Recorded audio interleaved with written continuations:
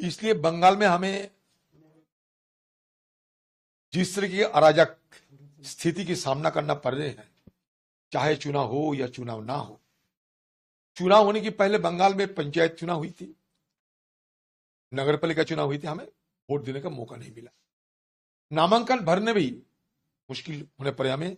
और चुनाव के बाद, चुनाव के दिन, चुनाव के पहले, चुनाव के बाद लूट और लूट, जबरदस्ती चुनाव में जीत हासिल किए जाते हैं। और उसके बाद पंचायत गठन करने के लिए भी इस तरीके की दहशतगर्द बंगाल के रीति रिवाज बन चुके हैं।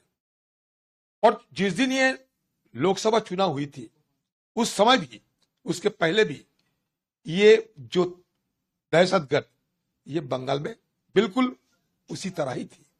चुनाव के दिन हो सकते कोई केंद्रीय बाहिनी की जो फोर्स, सेंट्रल फोर्सेस तैनात की चलते कुछ जगह वोट जरूर हुई थी, लेकिन ये हम दावे के साथ नहीं कह सकते कि बंगाल में हर जगह चुनाव शांतिपूर्ण तरीके से हुआ था। ये नहीं, बंगाल में हर जगह शांतिपूर्ण तरीके से चुनाव नहीं हुआ था। इसलिए कि चुनाव के दिन जिस तरीके की हिंसा और दहशतगर्द की माहौल बंगाल में पैदा हुआ था, ये सारे आपका कैमरे के अंदर ही है। चुनाव खत्म होने के बाद जितने सारे सीट जीत हासिल कर चुके हैं, फिर भी दहशतगर्द करने के लिए उनका कोई रोकथाम नहीं देखते थे। जहां जहां विपक्ष लोगों की कोई नुमाइंदे होते हैं, चाहे पंचायत लेवल पे, ये नगर पालिका लेवल पे, जबरदस्ती उनको पार्टी में शामिल किया जाता। पुलिस से डरा के, धमका के, मार के, पीट के, लालच दिखा के चलते रहते हैं।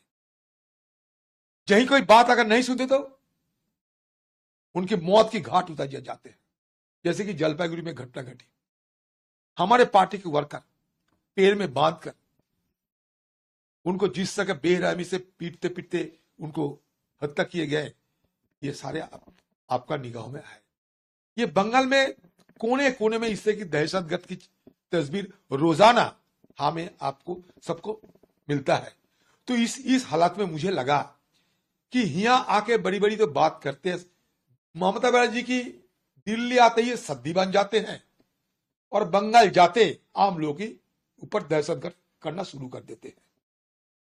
She is playing saint in Delhi, but actually her party is playing devil in Bengal.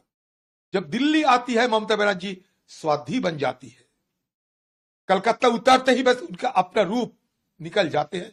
और इसका गवाह सारे बंगाल की रोजाना जो घट रहे हैं बंगाल में कोने कोने में, इसमें ये सख्त जाहिर हो। इसलिए